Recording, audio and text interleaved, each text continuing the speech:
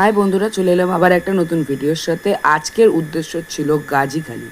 তাই জন্য আমি প্রথমে যাব সোমাদির বাড়িতে। তাই জন্য একদম রেডি ফেডি হয়ে একটা র্যাপিডো বুক করে রওনা দিয়ে দিলাম সোমাদির বাড়ির উদ্দেশ্যে। দেখতেই পাচ্ছ আমি পুরো রেডি, একদম চুড়িদার ফুড়িদার সানগ্লাস ফানগ্লাস পরে রেডি হয়ে র্যাপিডোতে বসেও গেছিলাম। র্যাপিডোওয়ালা র্যাপিডো চালিয়েও দিয়েছিল। এটাই ভাবতে ভাবতে যাচ্ছিলাম যে সোমাদি আদৌ রেডি হবে কি না। কিন্তু সোমাদির বাড়ি পৌঁছে দেখি সোমাদি একদম রেডি হয়ে গেছে আর ওয়েন্দিলার সাথে ভিডিও কলে কথাও বলছে। গিয়ে যেতে না যেতে ওয়েন্দিলা আমাকে বলে দিল, এমা তুই এটা কী পরেছিস? আমি বললাম এটা চুড়িদার ভাই, তুই চিনিস না চুড়িদার কাকে বলে? তারপরে আমি ওর পেছনেও একটু লেগে নিলাম যে তুই যাচ্ছিস না, আমরা চলে যাচ্ছি, দেখ তুই কখন আসবি জানি না, কিন্তু তুই তাড়াতাড়ি আয় ভাই, প্রচুর মজা করব, প্রচুর আনন্দ করব ওর বিয়েতে। কিন্তু ওরা দুজন আমার পেছনেই লাগছিল। এইভাবে আমাদের বন্ধুত্বটা না আরও স্ট্রং হয়ে গেছে, আরও বন্ডটা স্ট্রং হয়ে গেছে।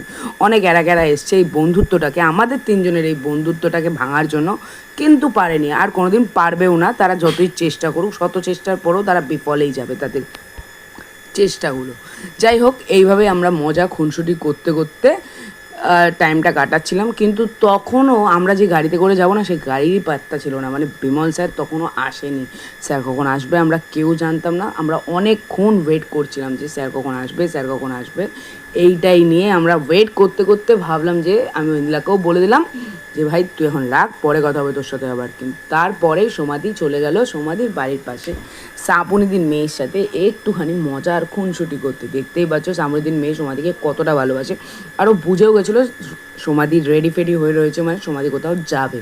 তারপরে স্যার আমাদের ফোন করে দেয় এবং ফোন করে বলে তোমরা বাইরে চলে এসো। আমি চলে এসেছি গাড়ি নিয়ে এবং তৎক্ষণাৎ আমরা রেডি ফেডি হয়ে ব্যাগপত্র নিয়ে একদম বেরিয়েও গেলাম। আর দেখতেই পাচ্ছ তোজো আমাদেরকে একটুখানি ড্রপ করতে আসছিলো, মানে ছাড়তে আসছিলো রাস্তার মোড়ে আর কি।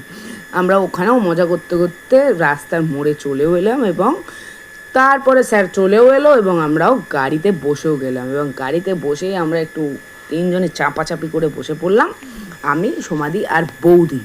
আর আমরা ওখানে মজাও করছিলাম। আর রাহির কথা শুনে তো আমরা হাসতে হাসতে আমাদের পেটের খিল ধরে যাচ্ছিলো। মাই এমন এমন কথা বলছিল। সেদিন ছিল বৃষ্টি পড়ছিল প্রচণ্ড জোর, তাই জন্য বাইরের সুন্দর মনোরম দৃশ্য দেখতে দেখতে এবং গাড়ির ওই মজা করতে করতে, বাইরে ছিল প্রচণ্ড বৃষ্টি আর সাথে ছিল লং জার্নি এবং ছিল মনোরম দৃশ্য। তিনটেই অসাধারণ লাগে বস। এই তিনটে হলে না আর কিছু দরকার পড়ে না, আর সাথে যদি থাকে একটু চা। যাই হোক, আমাদের সাথে চা ছিল না। যাই হোক, আমরা বাইরের দৃশ্য দেখতে দেখতে চলে এলাম গাজীখালিতে। গাজীখালি মানে শুভেন্দুর বিয়েতে ফাইনালি আমরা পৌঁছেও গেলাম। কিন্তু এখানে এসে না আমাদের আত্মা